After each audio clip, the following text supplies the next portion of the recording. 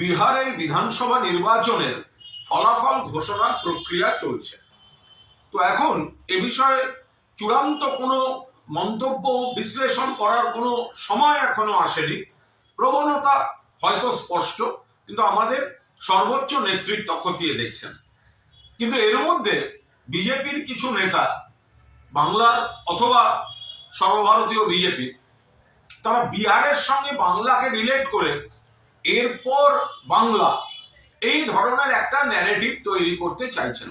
খুব স্পষ্টভাবে বলে রাখি, বিহারের ফল যাই হোক, দয়া করে কোনো কষ্টকল্পিত তুলনা বাংলার সঙ্গে করতে আসবেন না। বিহারের ফলাফলের বিন্দুমাত্র প্রভাব বাংলায় পড়বে না। আপনারা এসআইআর বা এই ধরনের যা ইচ্ছা চক্রান্ত করতে পারেন, তার মোকাবিলা মমতা ব্যানার্জির নেতৃত্বে অভিষেক ব্যানার্জির সেনাপতিত্ব হবে। কিন্তু বাংলার রাজনীতির ফ্যাক্টরগুলি সম্পূর্ণ আলাদা।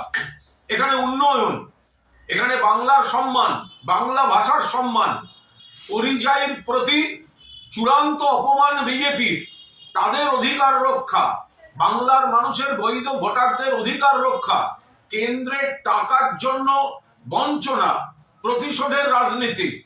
এখানে বিজেপি মানুষের দ্বারা প্রত্যাখ্যাত, আর শীত গ্রীষ্ম বর্ষা মমতা বন্দ্যোপাধ্যায় ভরসা, যার উন্নয়নের মডেল অন্যান্য রাজ্যকে অনুসরণ বা অনুকরণ করতে হয়।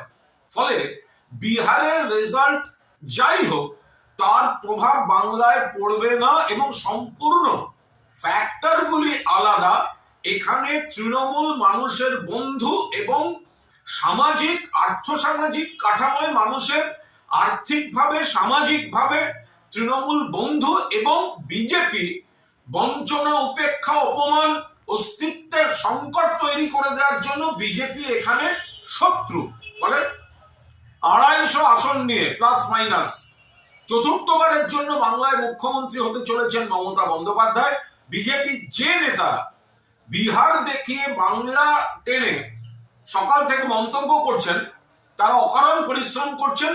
বিহারের সঙ্গে বাংলার ফ্যাক্টরগুলির মিল নেই এবং বিহারের নির্বাচনের কোনো প্রভাব বাংলায় পড়বে না। বাংলায় তৃণমূলের পাশে মানুষ ছিলেন, আছেন, থাকবেন এবং বিজেপি এখানে প্রত্যাখ্যাতই থাকবে। আর বাকি নির্বাচনী বিশ্লেষণ বিহারের, সেটা আমাদের নেতৃত্ব খতিয়ে দেখছে।